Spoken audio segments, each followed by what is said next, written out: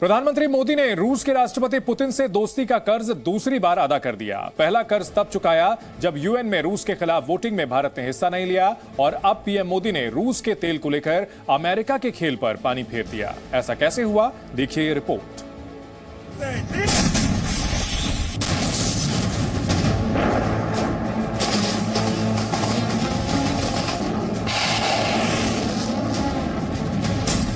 Ukraine में भीषण जंग चल रही है।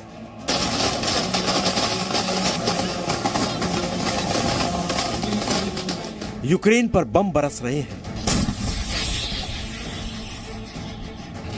रूस किलर ड्रोन से लेकर सुपरसोनिक मिसाइलें दाग रहा है।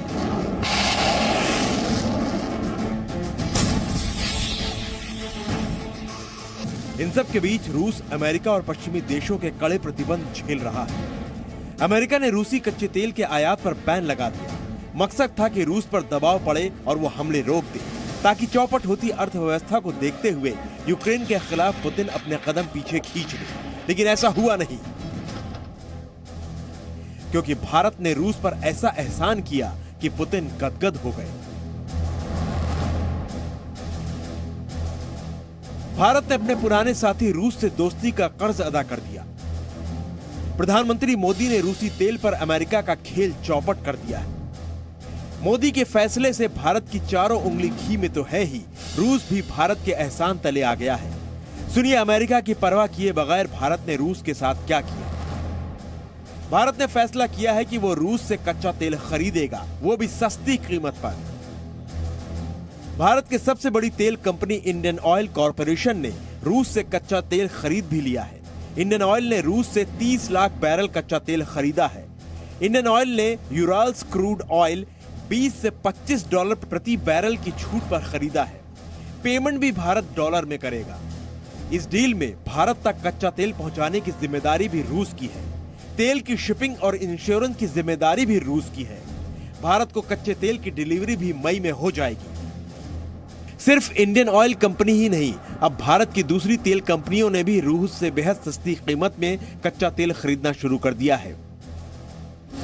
हिंदुस्तान पेट्रोलियम यानी HPCL ने भी रूस से 20 लाख बैरल कच्चे तेल का ऑर्डर दे दिया है।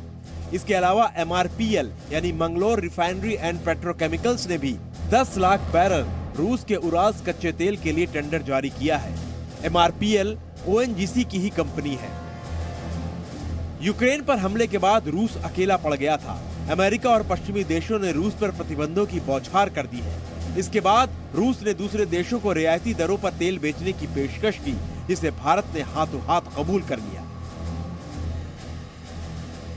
अभी भारत ने आज ही एक ऑयल की डील करी है 25 या 27% डिस्काउंट पे।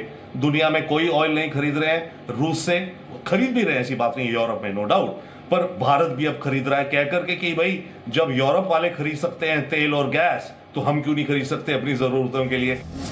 अब दो सवाल उठते हैं, क्या रूस से सस्ती कीमत पर तेल खरीदने से देश में तेल के दाम कम होंगे, और क्या भारत रूस सौदे से अमेरिका नाराज तो नहीं हो जाएगा। मोदी सरकार की सबसे बड़ी चुनौती देश में पेट्रोल डीजल के दाम पर लगाम लगाने की है। यूक्रेन पर रूस के हमले के बाद दुनिया भर में कच्चे तेल की कीमतें $130 प्रति बैरल के ऊपर चली गई थी, लेकिन अब कच्चे तेल की कीमतों में गिरावट आ रही है। बुधवार को ब्रेंट ऑयल की कीमत $98.35 प्रति बैरल पर पहुंच गई। इससे भारत में पेट्रोल डीजल की कीमतों में बढ़ोतरी की आशंका कुछ कम हुई है। लेकिन सवाल यह है कि रूस से आने वाले कच्चे तेल से क्या देश में पेट्रोल डीजल सस्ता होगा?